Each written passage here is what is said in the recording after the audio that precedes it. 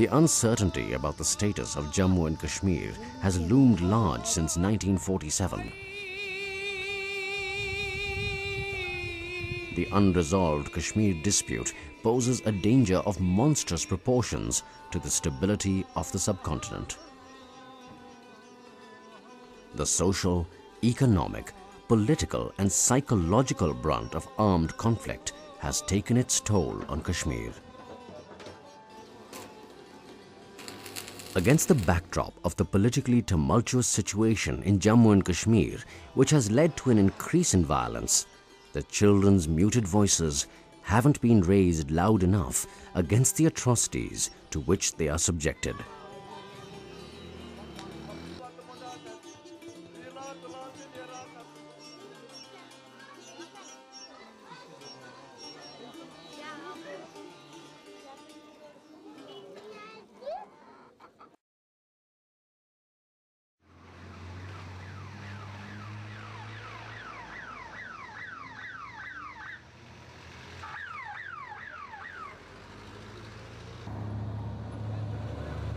I was visiting some relatives who live in a village near Achabal, and we were driving there. We passed through this small village that was under a crackdown.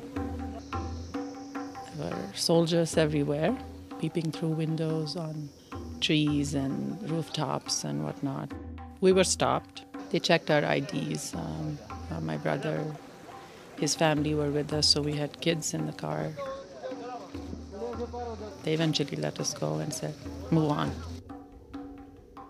And as we were driving through the village, a small village, I happened to look to my left and I saw a line of men in what is known as identification parade. And they were basically made to sit, and God knows how long they had been sitting there in the sun. And I saw this old man in that line, gray hair, lots of wrinkles on his face. And his face is still seared in my mind. If I close my eyes, I still see him. He was sitting there and he had been made to sit, I don't know how long. My guess is that for a long time.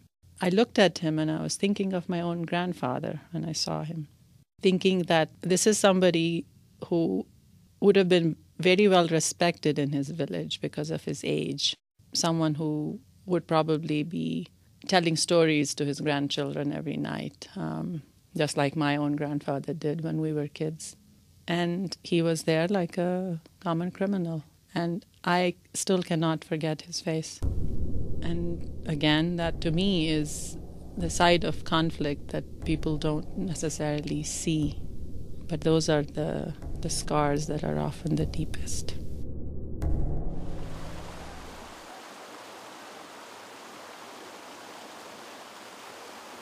The children of Kashmir have suffered the most during the last 18 years.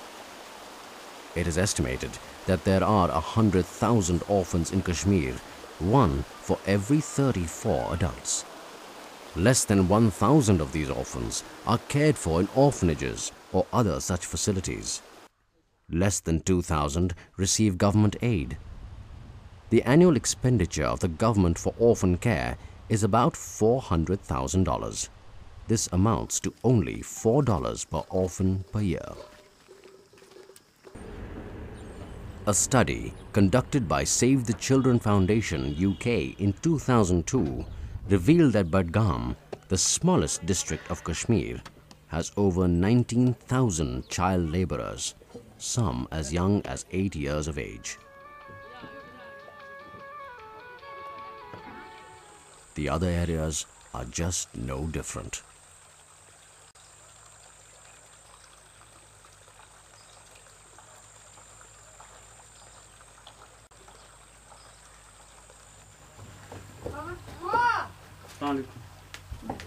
ठीक बेटा sir ठीक असल पे मैं अच्छा sir बिल्कुल ठीक असल पे ठीक घर पे सारी बात बच्चे ठीक सर मैं गई परेशानी सोच उस काम जोर में सा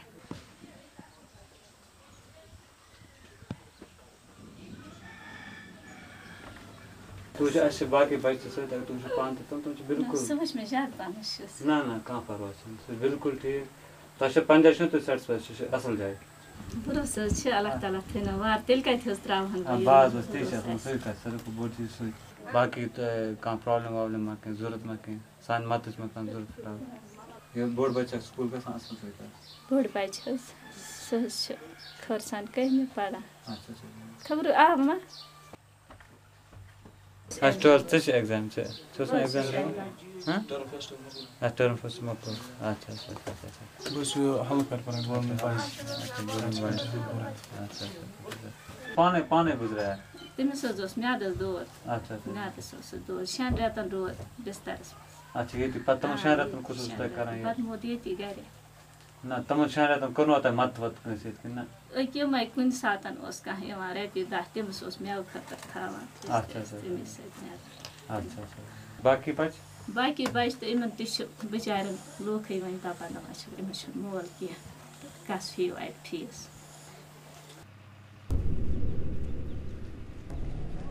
The community-based safety nets are simply not capable of coping with a problem of this magnitude.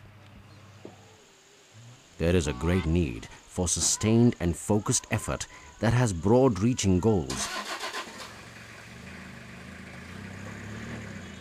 Programs that ensure a stable environment and at the same time facilitate the psychological and social rehabilitation of the orphans and their successful integration into society.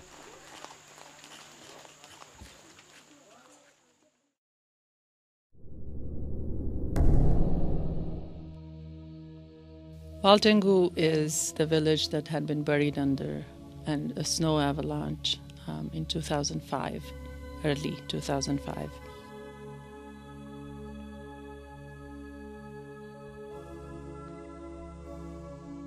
And we had gone there to help the children because they had lost their schools and they had obviously lost their homes and family members. We had taken with us some educational materials, school bags, books, notebooks, crayons, some hygiene kits, shoes. And I think shoes was an absolutely wise decision once I saw the condition of the shoes that the kids there were wearing. One of the board members of CHINAR who was accompanying us, who was originally from that general area, he pointed out this tiny little girl to me who was standing in line and said, "That's Noor Jahan." And I had heard about her and her tragedy, how she had lost her entire family in the avalanche, and how she had been herself buried in the snow for almost 3 days. And she had been pulled out. She was the miracle child, as I call her.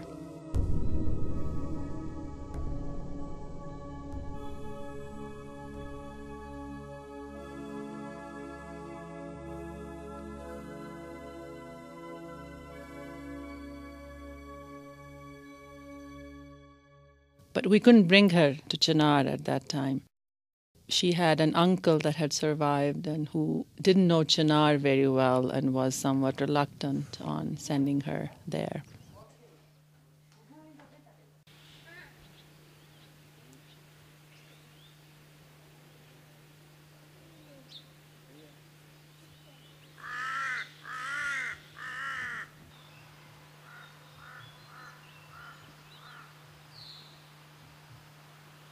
A few months after that, I was back in the US and I found out that we had finally been able to persuade the uncle and bring Noor Jahan to CHINAR, and I was absolutely delighted when I heard that. So when I saw her on my next visit, I couldn't even recognize her at first. She had changed so much. It was amazing. There was a huge smile on her face. And then I talked to the mothers and asked them how she had reacted to her stay at CHINAR. And what they told me was that when she came in, she could barely speak. She was in so much shock that she did not communicate or interact with the other children as much, or did not play with them as much. And it took some counseling as well as a lot of love and care that the mother